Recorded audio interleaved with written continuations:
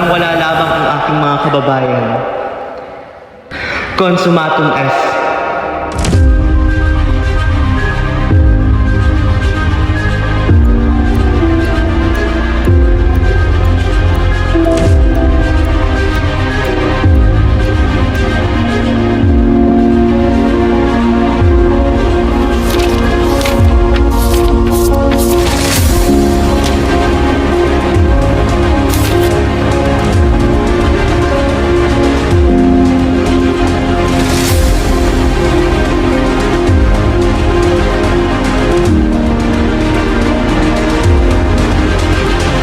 Na dapat nating ipagdiwang ito dahil matatapos na ang 7 taon, magkikita na muli ang magnobya at magnobyo. Basilio, huwag mo akong pabayaan. Napatayin nila ako. Basilio! Display! Nakulong ang aking ama. Ano ginawa niyo? Wala! Dito itinapot ang bangkay ng iyong ama. Kapalit niyan ang liham ng iyong ina. Natatandaan mo ba ang araw na pinagsamantalahan mo ko? Napakasama mo, Friday! Pinapangako ko sa'yo na ako'y magiging tapat. Pinapangako ko rin, Maria. Crisostomo Ibarra, isa kang ekskomunikado. Tawaran mo ako, paalam, Malo. Tiago, Isabel, dinalulungkot ko ang nangyari kay Crisostomo Ibarra. Diyos ko, pinarusahan mo ako. Ngunit gusto mo maging madre? Itabali kung ako hindi pa namamatay. Wala nang kwenta ang aking buhay!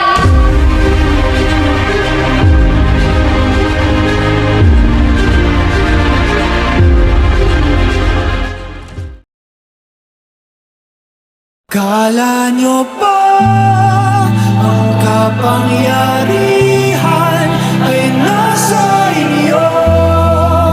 Sino ba kayo? Di naman kami nagkulang sa aming pag-unawa. Di ka namin isusuka kung hindi ka pa sumulan. Huwag niyong tapakan ang katarungan. Akala niyo ba ang kapangyarihan ay nasa inyo? Sino ba kayo? Magwawagi ang katotohanan, ang kadiliman ay di babagsak. Nagsisilbi katapat, nagsisilbi katapat.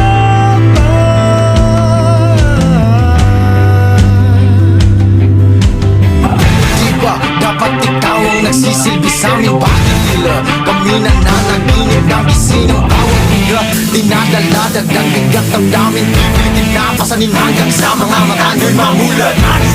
Sigaw na sumasalamisa, sumpa niyong magsibisa, aming tuluyan na wala ng visa.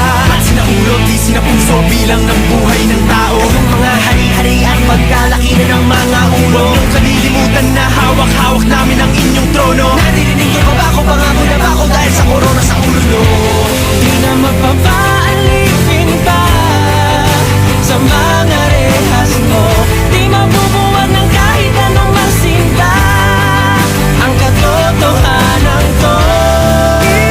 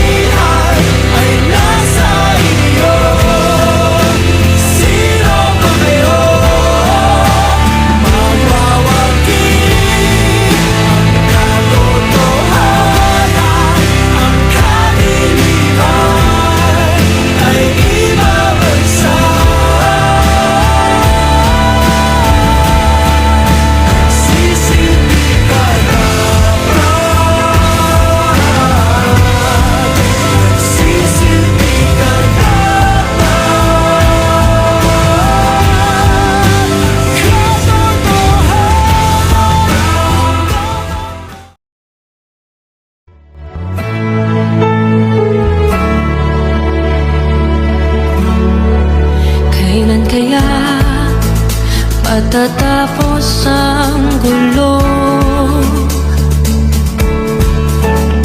kasalukuyan ko ay nakakalito. Umaasang malalampasan ko rin ito. Panoorin nyo balang araw, humanda kayo. Lalayo mula sa mundong aking ginagalawan. Pupunta ako sa nakaraan. Magmamasid, kikilalanin, iba-ibang tao ang hahanapin. Tibok ng puso ang magdadala sa akin. Matuto sa nakaraan. Bawat pangyayari may malalaman. Mga aral na dadalhin ko hanggang bukas ng buhay ko. Lahat ng pagsubok ay kakayanin ko. Babaguhin ang buong mundo.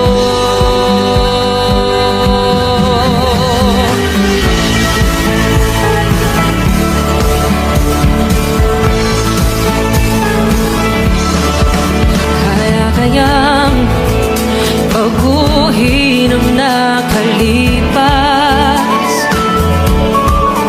Maiiba kaya ang mangyayari bukas.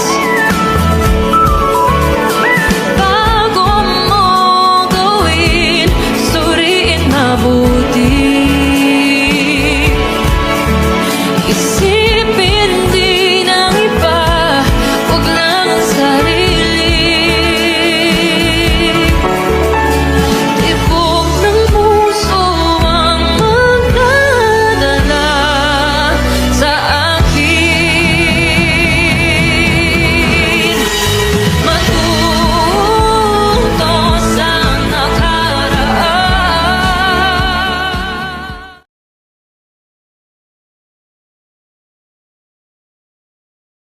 Andeng, handa na ba ang mga pinggan? Narito na po, Kapitan Tiago. Kung ganon, may papasokin ka sila. Magandang hapon, Kapitan Tiago. Magandang hapon din, mga binibini. Halika na, pumasok na kayo.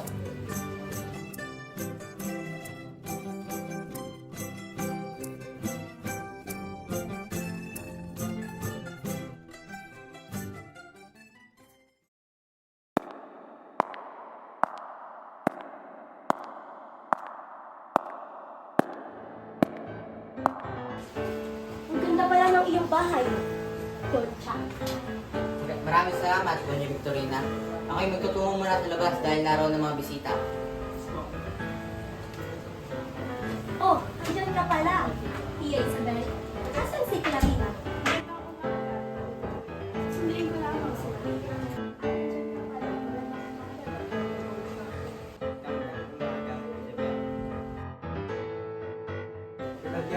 Magandang araw, Padre Damaso.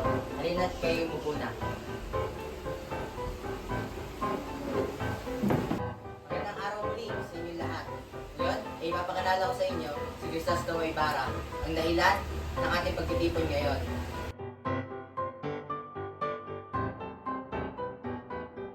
Magandang araw sa inyo lahat. Maupo ka na, Senyor Ibarra.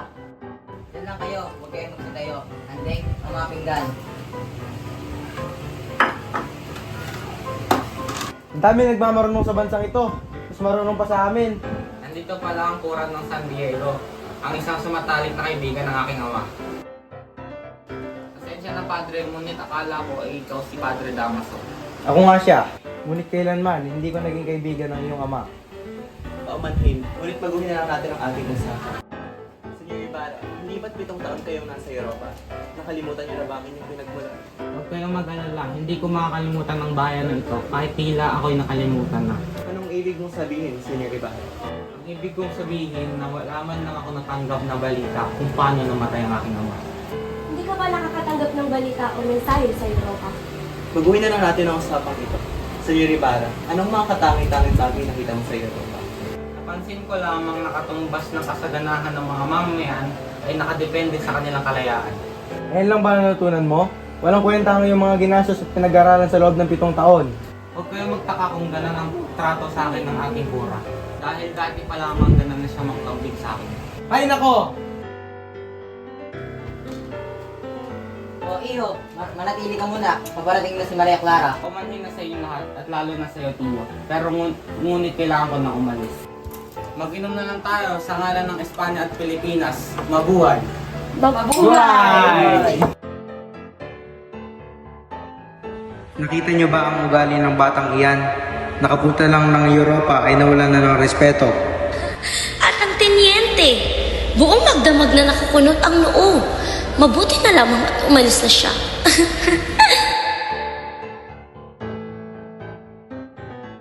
Magandang araw, Kapitan Tiago. Magandang araw, Padre Salvi. Dito na pala kayo, Maria Clara. Magandang araw, Cora.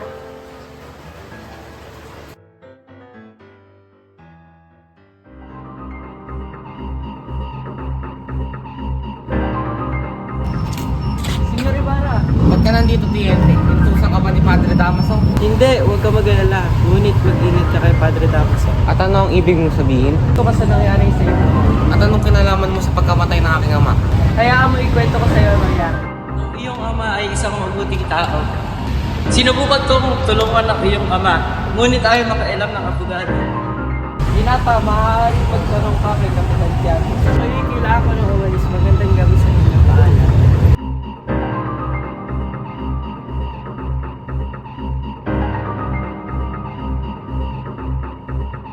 Sa gabing madilim, naupo si Ibarra at tumanaw sa di-kalayuan.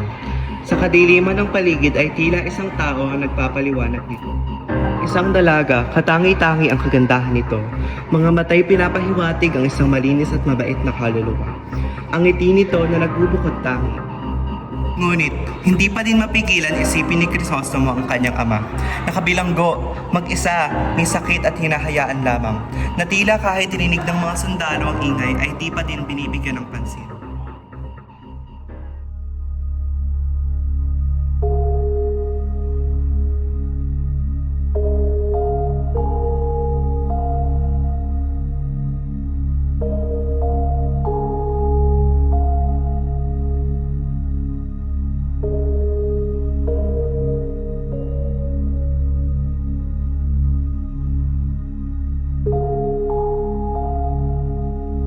Tia, ang sila sila. Maaari pa akong pumunta sa iyo. Sige, Tia.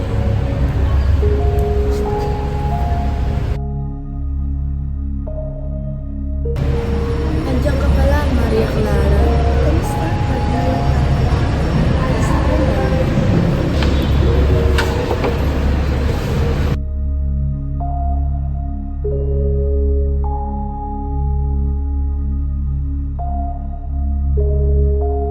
Maria, tingnan mo magkas.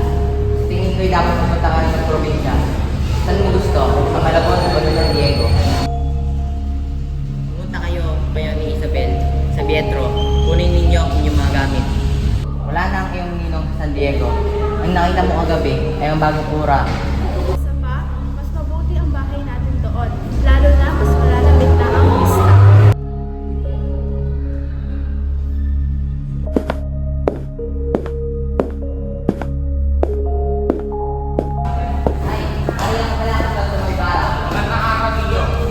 Labis ang pagkatuwa at pagkakaba ni Maria Clara nang marinig ang boses ng isang lalaki, ang kanyang pinakamamahal.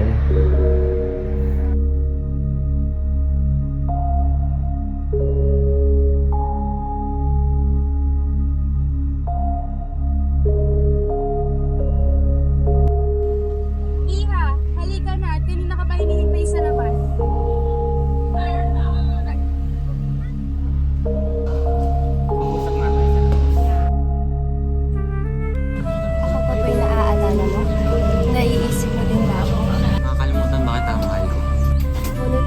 paano binigas mo sa akin ang salitang paalam, tila'y di na kita makalimutan.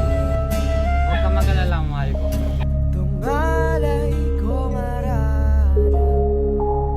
Ang patay ay wala riyan. At ano ang ibig mong sabihin? Inutos sa akin ang Quran na ilagay ko yun sa libingan ng mga inchik. Huwag po sana kayo magalit Ginoong. Pero, nung umulan po ng gabing iyon ay hindi ko po nailibing ang bangkay ng inyong ama at naitapon ko na lamang po sa lawa.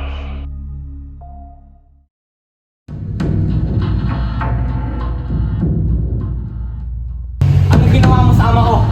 Nagkakamali ka. Wala akong ginawa sa iyong ama. Wala, ha? Wala! Wala nga. Ang gumawa lamang nito ay si Padre Damaso.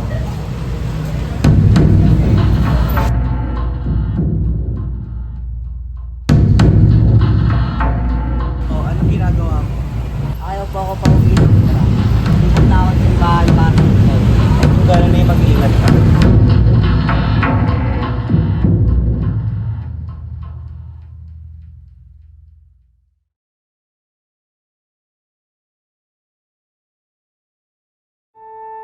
Kung nasa bahay sana tayo, kasama si ina ay hindi ako matatakot. Hindi niya ako hahayaang tawag-tawagin na magnanakaw kung alam niya na ako'y pinapalo. Basilio, magkano ang kikitain mo ngayon? 2 piso. Bayaran mo na ang sinasabi nilang ninakaw ko, sa ganon na hindi na ako pagtangkaan pa. Ang sinasabing ninakaw mo ay 32 piso. Ngunit ako ay balak patayin ng kura sa pamamalo, kung hindi ko raw iyon ibabalik. Maiwan ka dito, Crispin. Dito ka muna hanggang hindi pa lumilitaw ang iyong ninakaw. Basilio, huwag mo akong pabayaan, napatayin nila ako. Inay, pagbuksan mo ako! Basilio, nakauwi ka na? Basilio, asa si Crispin? Naiwan ko rin sa kubento. Kaya naman si Crispin, di ba? Siguro po, inay, ako ay tumakas lang. Diyos ko, bakit naman si Crispin doon?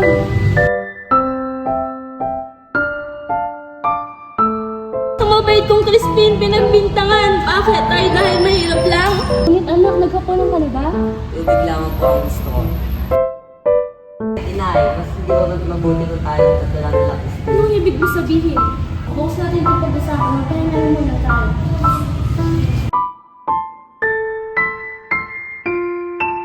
Dito ay tinapod ang bangkay ng iyong ama. Huwag po kayo magpasalamat sa akin. Marami rin po akong nangiutang sa inyong ama.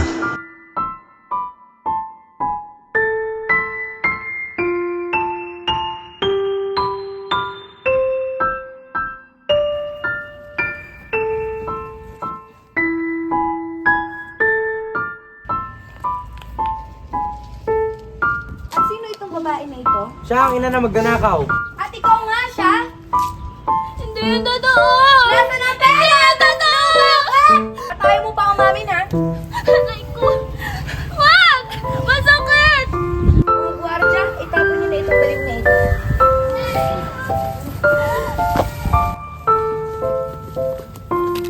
Diyan ka nararapat. Wala kang kwenta. Hindi naman yung totoo!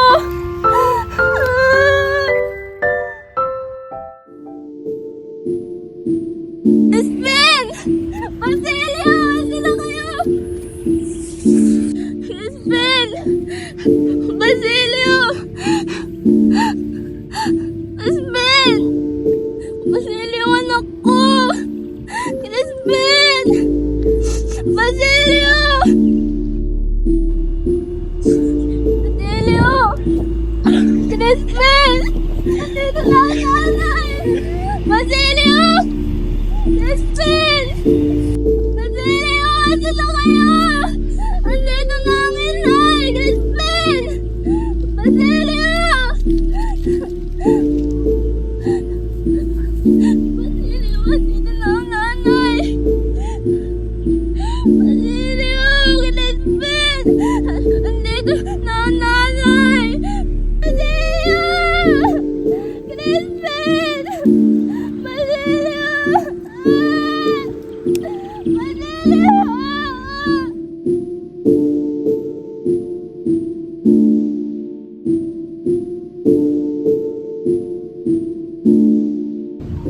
Sino kayo? Hindi mo ako kilala dito. Ngunit 2 araw ko na kayong iniintay. At bakit naman?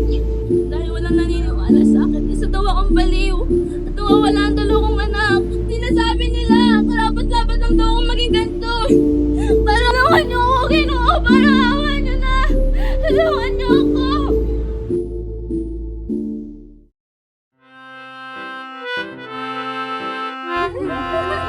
Magigising niyo ang tulog ko. Kung ako'y bata pa, hindi naman ako ganyan kaingay.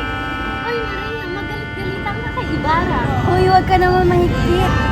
Huwag kang maniwala kay Eday. Ang pag-ibig ay nasusunod. At ano namang alam mo diyang bata mo? Shh! Nandito na sila.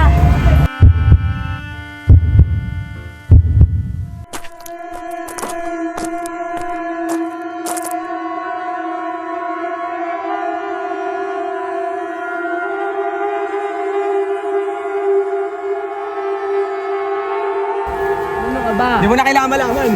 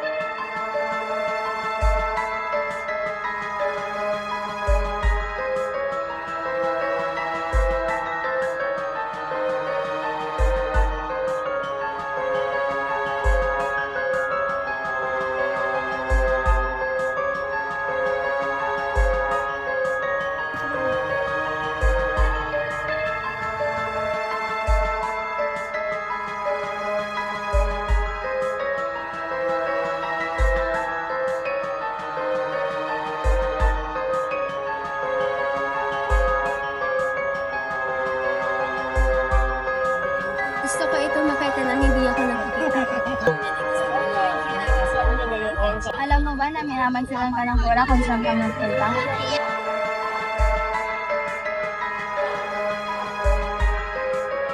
Magpinili ka at ang selos ay delikado. Hindi naman dahil sa selos. Gusto ko lang. Ayun nga, selos! Selos yan! Selos!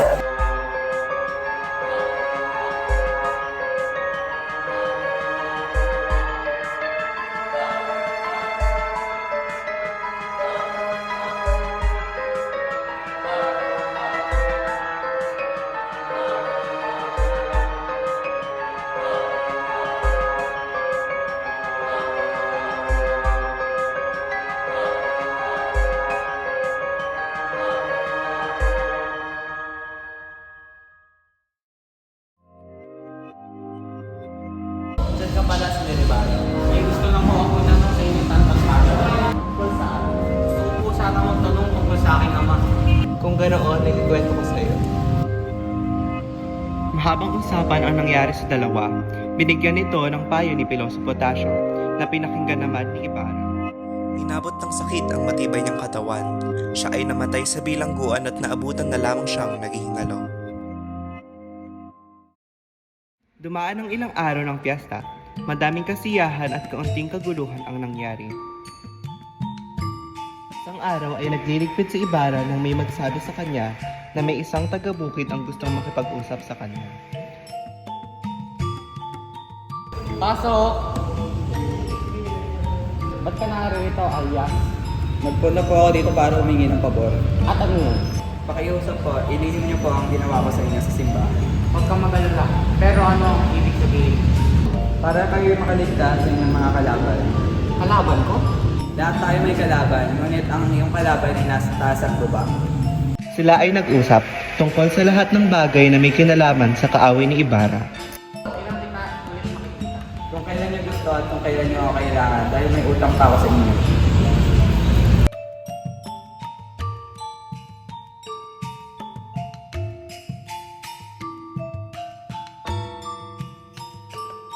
May mga talagang karapat dapat mamatay.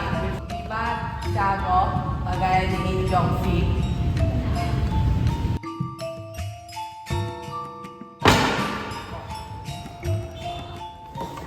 Huwag kayong lumapit kung gusto nyo pang mabuhay.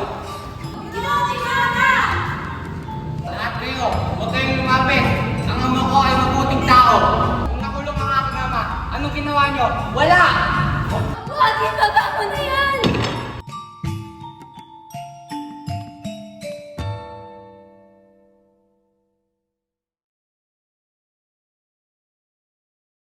Crisostomo Ibarra, isa kang ekskomunikado.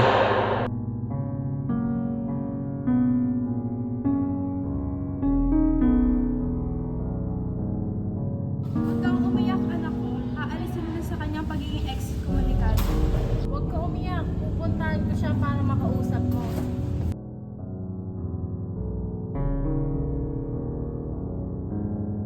Ano, Tiago? Magsalita ka. Wala na akong magagawa. Pag pinutusan ako ni Padre Damaso, sirain ang kasunod ko kay Ibarra. Huwag kang umiyak, anak ko.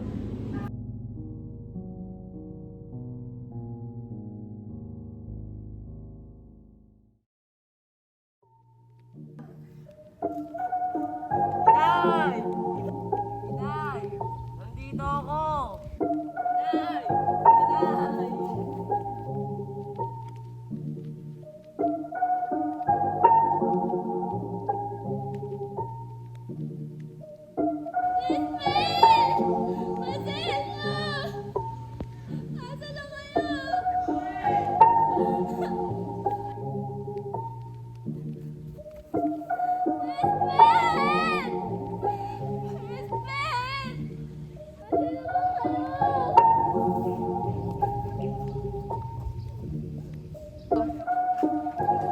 Kung maglala, kahit anong mangyari, tayong tatlo ni Basilio magsasama-sama ng masaya.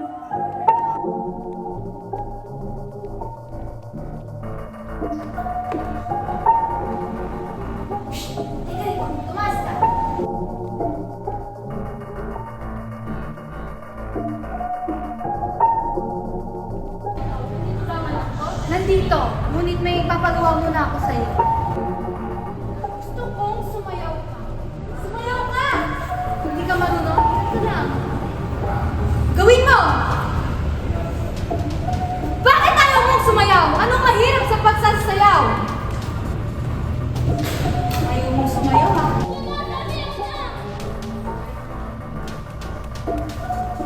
Okay lang, sumayaw ka lang. Sayaw ka! Ba't ka natigil? Hindi ganyan sumayaw! Tigilan mo yan!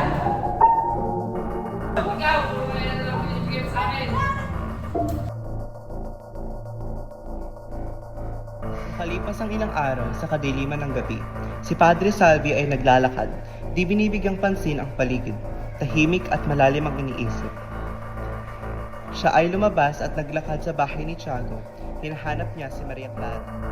Magandang gabi, Isabel, Tiago.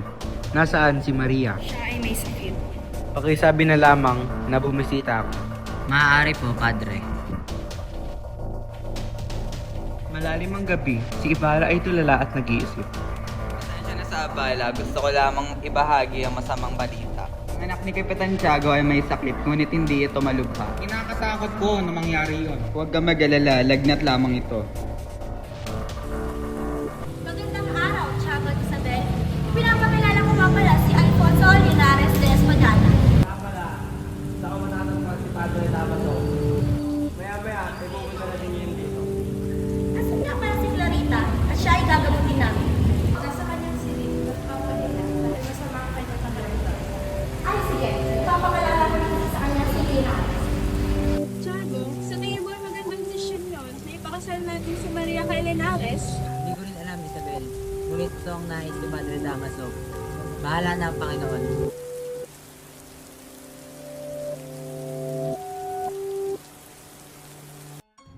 Mapakit naman ang bahay ng mga angel yun. Hindi ko alam kung bakit nakakayanin natin talaga. Bakit ka tumitingin doon niya?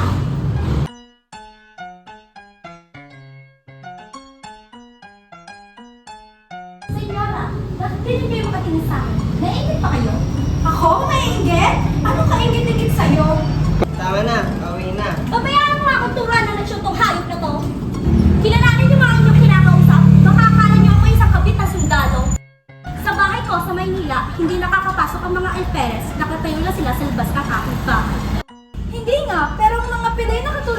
Bakit? Gusto mo bang laban ng aking mga damit na bandera?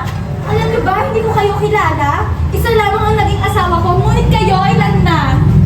Bumaba ka nga riyan, bruha, at dudurugin ko ang bunganga mo. Jigger! Alperes! Alperes, turuan mo nga na lang siya ng iyong asawa. Nandito na ako, durugin mo ng aking bibig. Wala ka kundi puro salita at laway. Isigel, pasalamat ka babae ka kung hindi nasampal na kita. Ano na, Donya? Anong ano na? Kayo mo ang asawa mo!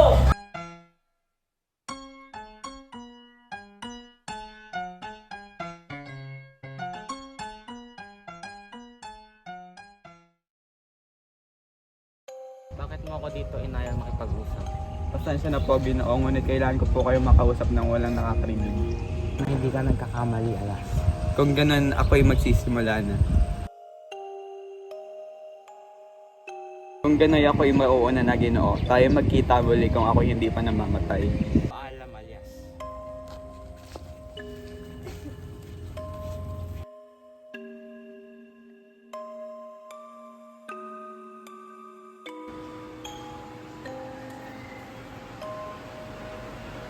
Padre, halika na po sa loob.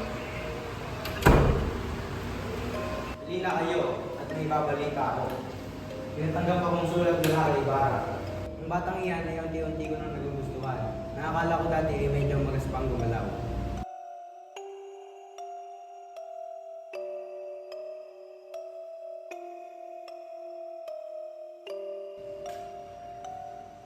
Magandang araw, Iya. Huwag kang magtaka kung bakit di ka napupuri-puri kita ngayon. Salamat, Padre. Tia Isabel, pwede ko kang makausap si Ander. Nandun, sulatuan. Paano po, mauna na po ako. Magandang araw, Ander. Maaari ko kang makausap si Sinaw. Nandun siya sa loob. Okay. Galit pa sa akin si Maria Clara. Ewan, ngunit sabi niya sa akin, mabuti pa daw kalimutan mo siya. Ayun, umiiyak-iyak. Tapos sabi ko, may iba ka ng mahal. Ayun, nag-uumiyak. Pwede sabi nga sa kanya na gusto ko siyang makausap ng mag-isa. Mahirap, ngunit sasabihin ko sa kanya. Kailan ko ba malalaman ang sagot? Bukas ng maga. Kailangan niyo itapon lahat ng mga pagkailan nyo. At bakit? Gawin niyo na lamang po, Ginoo, kung ayaw niyo makasukal. Ano bang ibig mong sabihin? Mamaya ko na po sa inyo sasabihin. Sa ngayon po ay tayo magsunod na po muna ng inyong mga gamit.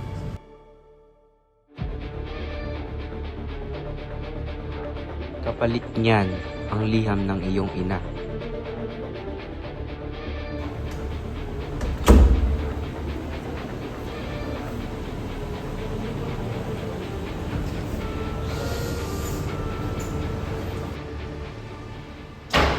Padre, sa loob ng 6 na taon ay hindi kami nabiyayaan ng anak ni Santiago. Gayunpaman, kami ay pinagpala nung kami tumira sa San Diego at ikaw ay naging kaibigan namin. Padre, naway biyayaan na po kami ng supling. Diyos mio, Tiago. Doña Pia, mabuti ba ay sumama kayo sa akin? Hihilingin natin sa mapanghinaan ng Panginoon ang biyaya niya. Maaari ko bang makausap si Pia Alba? Maaari po, Padre.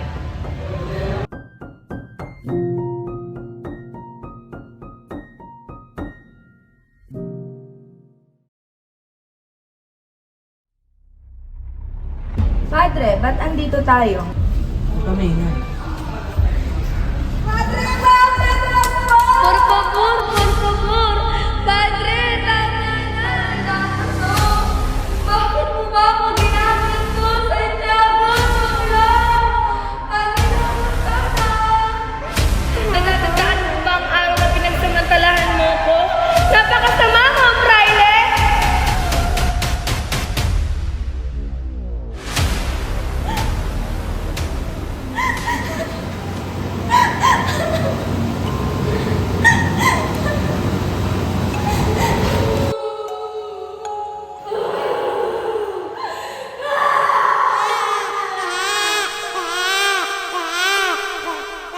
Anak ko,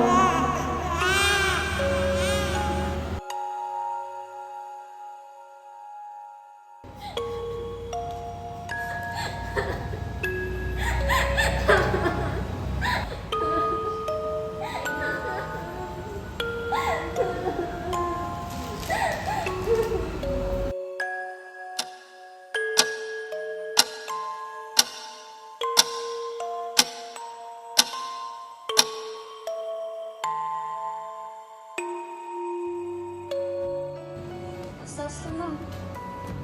Ako nga, isang kaaway na niligtas lamang ni Elias sa pagkakakulong. At pinapakako ko sa aking ina na ikay papasayahin na sa kahit anong mangyari. Ngunit nang punta ako rito para sabihin sa iyo na pinapatawad at nagpapaalam na ako sapagkat hindi na tayo magkita ko niya. Paalam. Ngunit Crisostomo, pakinggan mo muna ako. Naparito ako para bigyan ka ng kapayapaan. Ngunit ayoko ng payapa. Ngunit huwag mong kakalimutan na lagi kitang mamahal at silipin. Ngunit nakatulog ako kung malalaman mo ang tunay ng pagkatao. Ano ang ibig mong sabihin?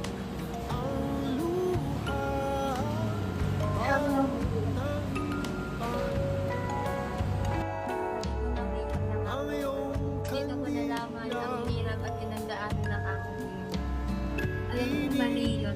Dahil pambalitin ko ang liham mo at hindi ako karapat-dapat para sa iyo.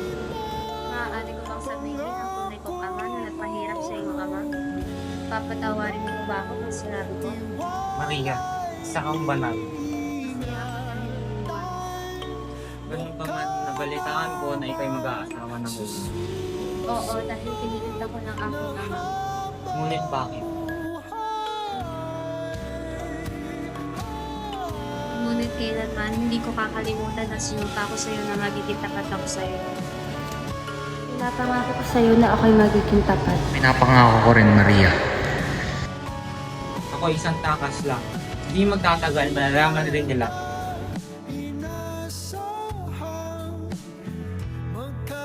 Kung yun ang nararapat mong gawin, paalam na mahal. Patawarin mo ako. Paalam, mahal ko.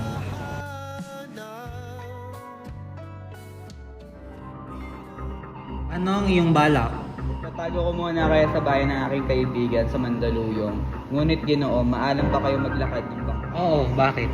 Sapagkat hindi tayo pareho makakaligtas kung tayo magsasama. Ako ay tatanong sa tubig upang maligaw sila habang ikaw ay paalis na para walang gumambala sa inyo. Ngunit Elias, wala na bang ibang pamamaraan? Mahal ang ating mga buhay. Kung pwede, lugi tayo dahil wala tayong dalang armas. Narinig ninyo? Kung ganoon ay magkita na lang tayo sa Noche Buena sa libingan ng inyong ninuno. Noon ay sige, mag-ingat ka at magkita tayo. Paalam.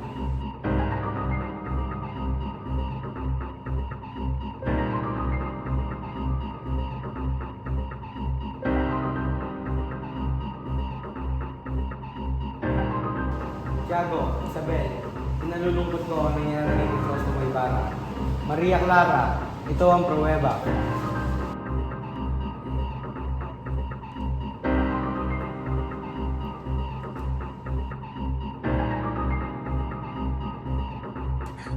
Crisostomo!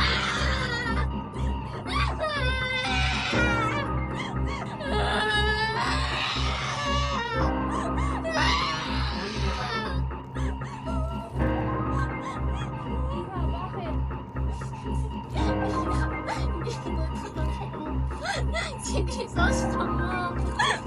Hindi to totoo! Hindi to totoo! Si Crisostomo, mabait siya!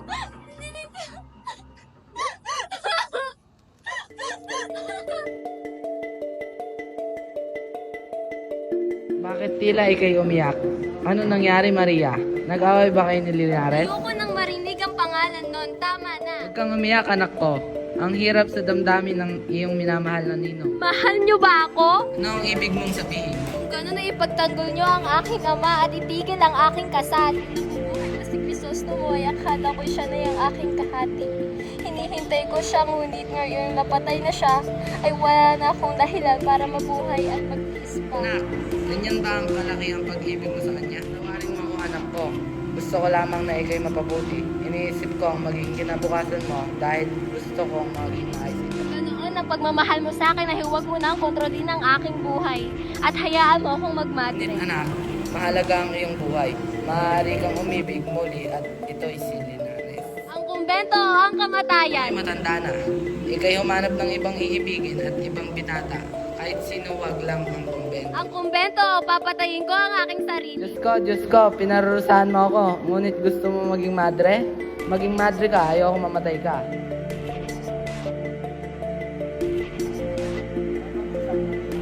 Ayoko makipag-usap sa'yo. Aalis na ako! bumalik ka sa akin ha.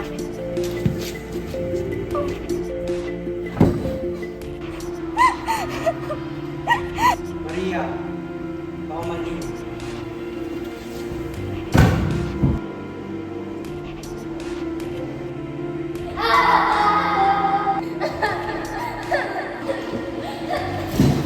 Kang alis, sa akin ka lang. Dito ka lang.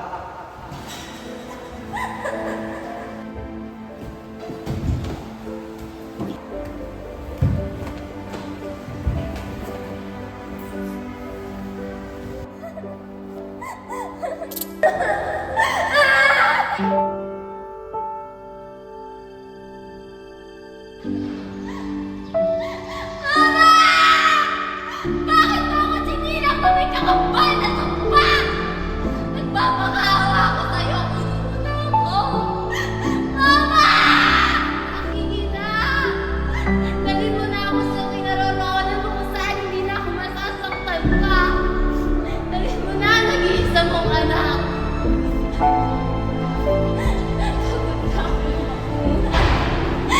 Wala nang kwenta ang aking buhay.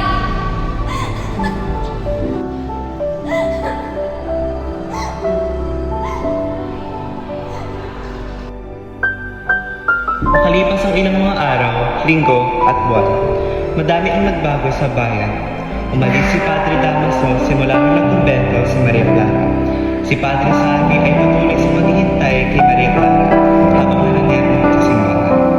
Si Kapitan Tiago ay naging matamlay, malungkot at walang kaya. Si Tia Isabel na pumaroon sa Malabon o sa San Diego. Si Doña Victorina na nagdagdag sa kanyang mga postibong kulot at sa pagpapaganda. Si Dr. Tiburcio na hindi na muling tinawag upang manggamot. Si Linares na malabon ang naghihimlay sa libingan sa Paco. Ang Alvarez na bumalik sa Espanya. Si Doña Consolacion nasaan. Si Maria Clara na patuloy pa din naninibihan sa kumbento. At ito ang kwento ng mga limitangin. Naway mahalagahan natin ang ating nakaraan at pinagdaan. Maraming salamat at paalam.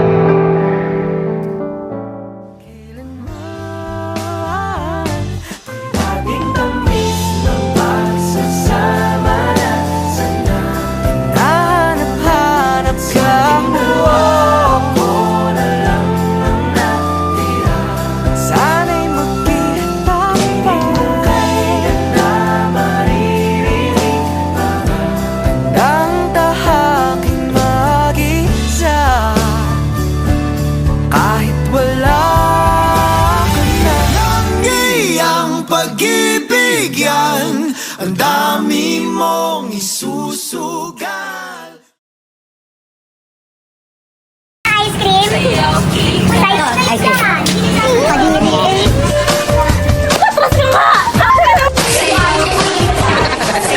Nandito pa lang ang kura ng Santiago. Ano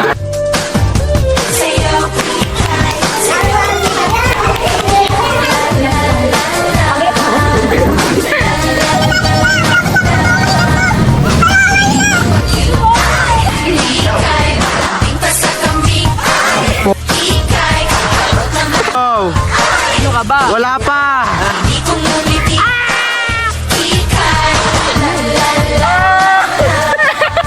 Can you kiss you from the dance floor? Si Padre Salvi pagkatapos manilip. Huwag mo ipagsabi!